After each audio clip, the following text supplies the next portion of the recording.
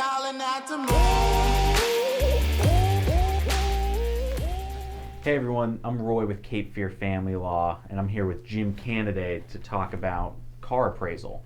So, Jim, you mentioned you're a car enthusiast. Talk to us about your own cars. Sure. I have one classic car. It's the only classic car I ever wanted. I grew up in kind of the muscle car era, if you will, of the late 60s and 70s.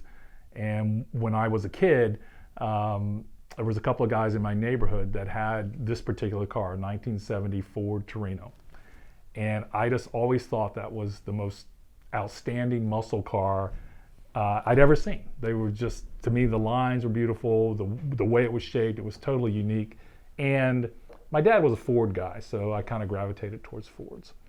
So I didn't act upon that impulse when I was younger. I bought some other types of cars, but as I got older and had the means, I finally ended up buying a 1974 Torino Cobra. I've had the car almost 4 years now. It's a terrific car. I've done a little bit of work for it. I can't take credit for the restoration. A guy I bought it from did that. But my wife and I take it to shows. We've won numerous awards with it. And it's just a lot of fun to have. And it's something to do on the weekend that's kind of unusual. And we meet a lot of really neat people going to the car shows and being a part of that car culture, if you will. So when you were buying your Torino, what were the things you were looking out for, with all your knowledge about this? Yeah, so I looked for 10 years before I bought the Torino. I actually looked at a lot of Torinos while I was going through the process, and I came across a couple that I almost pulled the trigger on. I wanted a car that was complete. It's cheaper to buy them than it is to restore them. I tell people that all the time. Restoration is typically a hobby for someone. You can tie up a lot more money in the restoration than what the car is actually worth at the end of the day. So if you're just buying the car to enjoy it, I encourage people to always buy one instead of restoring it themselves or having it restored especially. So I wanted a car that was fully restored that didn't require a lot of work from me.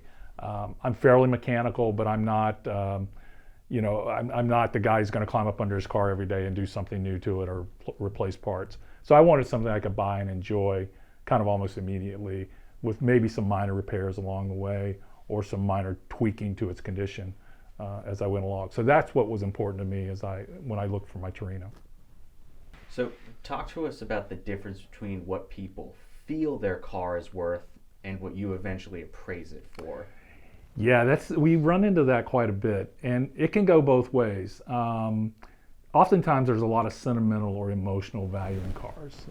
As Americans, we love our cars, and especially if it's a classic car, we feel like it's always worth more than probably what it is. And we have clients that we evaluate their car and they get their report and they're like, wow, I thought it would be worth more. But the reality is it's worth what someone will pay for it. And the reality is it's worth what others have paid for a similar car in a similar condition in the past. That's the reality of the marketplace. It's not what emotion or sentimentality dictates. It's really the true value of the car. Not too different than real estate, quite frankly. Real estate is always compared to comps in that neighborhood or in that location. Cars are the same way, and that's what we do.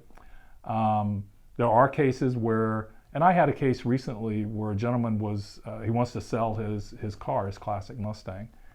And he and I both thought it would be worth less than what the appraisal came back. So he was quite thrilled. The reality though in that car, even though it was worth more than we both thought it would be, it still was worth less than what he had invested in the car. So he was still on the losing side, but he was still excited for the fact that it was probably, he could sell it for maybe $20,000 more than what he thought he could sell it for. I'm sure. So what was your favorite car that you've gotten to appraise so far? I think it was the Mustang that I recently did. It's a 67 fastback. You don't see a lot of 67 fastbacks. The car, it was a magazine car. It had been in a couple of magazines in the 90s, so it had some provenance. And so it was cool to go around that car. I was impressed at the condition of the car, quite frankly. A lot of these older cars have a lot of filler or Bondo in the bodywork. This car was very solid, and I did get to take a test ride in it. We typically take a test ride in the cars, and so that was really cool to ride in that car. I've never been in that a '67 fastback Mustang, so that was really neat. So what's something that you would want the public to know about car appraisal that we haven't covered so far? I think the key thing is automobiles are typically the second largest expense of any family or any individual. They have value. And if you might be surprised at how often you need to put a value on a car.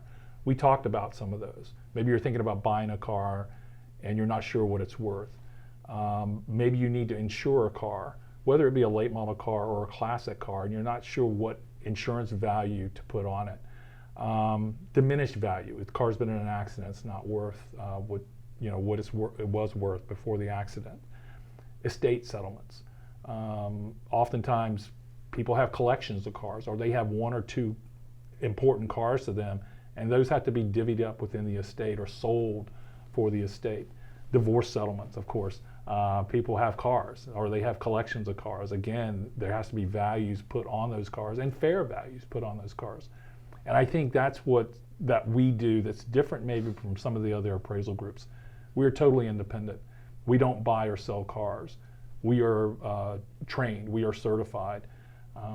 We have this massive database of comps that is much different than anybody else in the country.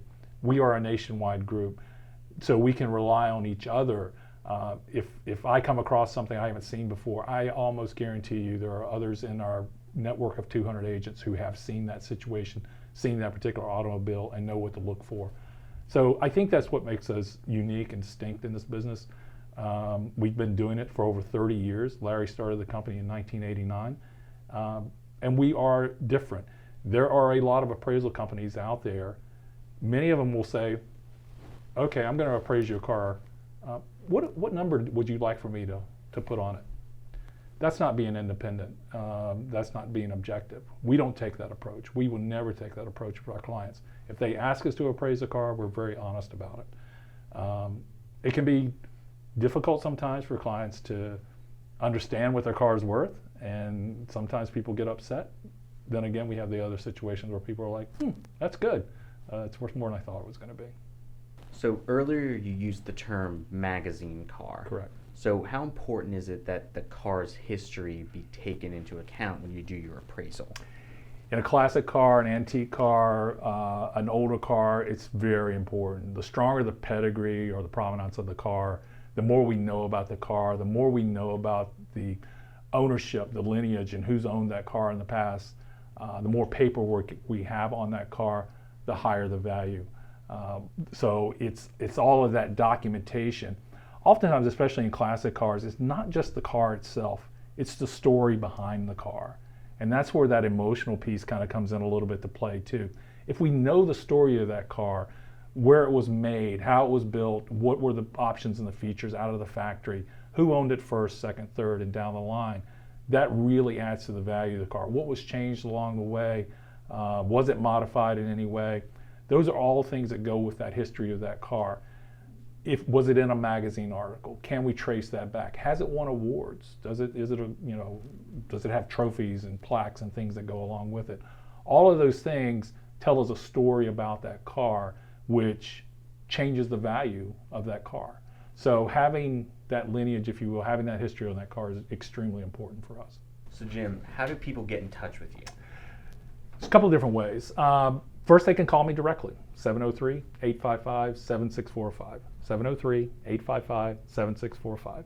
They can also go to our website, autoappraisal.com, and that's really a great place to start because you can see all the different types of appraisals that we provide, all the different types of services that we provide. There are some free services on that website, as I mentioned. One is that range of value service. Type in the information about your car, we'll provide a range of value for you. There's also, on that website, it's free, diminished value. We talked about that when your car was in an accident. Go to that particular page on our website, fill out the information about the car, and we will basically let you know whether you have a strong case for diminished value. And that's a free service that we provide. So we encourage our clients, especially ones who call direct, we say, have you been to the website? Have you filled out the form? That kind of saves everybody a lot of time, quite frankly. Then we're not guessing in terms of whether there's diminished value or not. So autoappraisal.com, call me at 703-855-7645. Well, everyone, thanks for watching. You can find Jim's contact information below the video. And reach out to us and tell us what kind of cars you might want to appraise. And on your way out, don't forget to like, subscribe, and check back for more videos. There's